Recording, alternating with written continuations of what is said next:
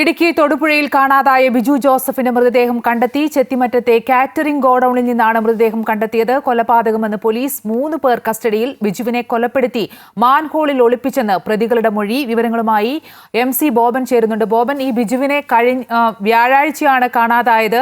ഇന്നലെയാണ് കുടുംബം പോലീസിൽ പരാതി നൽകുന്നത്. ഇപ്പോൾ കൊലപാതകമാണെന്ന് കണ്ടെത്തിയിരിക്കുന്നു. എങ്ങനെയാണ് ഈ കൊലയിലേക്ക് നയിച്ചത്? പോലീസ് നൽകുന്ന ഒരു പ്രാഥമിക വിവരം എന്താണ് ഈ ബിജു ജോസഫിന്റെ മരണവുമായി ബന്ധപ്പെട്ട്?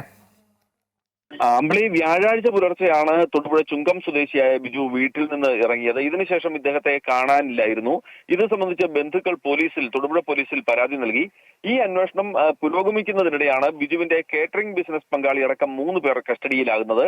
ഇവരിൽ നിന്നും ലഭിച്ച വിവരത്തിന്റെ അടിസ്ഥാനത്തിലാണ് കലിയന്താനിയിലുള്ള ഗോഡൌണിലെ മാൻഹോളിൽ ഇന്ന് മൃതദേഹം കണ്ടെത്തിയത്.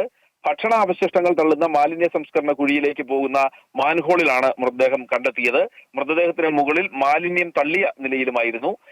എറണാകുളത്ത് നിന്ന് കാപ്പ ചുമത്തി പുറത്താക്കപ്പെട്ട പ്രതിയിൽ നിന്നും കിട്ടിയ വിവരത്തിന്റെ അടിസ്ഥാനത്തിലാണ് പുലർച്ചെ ശബ്ദം കേട്ടതായി അയൽവാസികളും പോലീസിന് മൊഴി നൽകി. പോലീസ് നടത്തിയ പരിശോധനയിൽ പിന്നീട് ബിജുവിന്റെ വസ്ത്രങ്ങളും ചെരുപ്പും കണ്ടെടുക്കുകയും ചെയ്തിരുന്നു. തുടർന്നാണ് ഈ പരിശോധനയിൽ ഇപ്പോൾ മാൻഹോളിൽ നിന്നും മൃതദേഹം കണ്ടെത്തിയിരിക്കുന്നത്. ബിജുവിന്റെ പഴയ ബിസിനസ് പങ്കാളി ഉൾപ്പെടെ 3 പേരാണ് നിലവിൽ അറസ്റ്റിലായത്.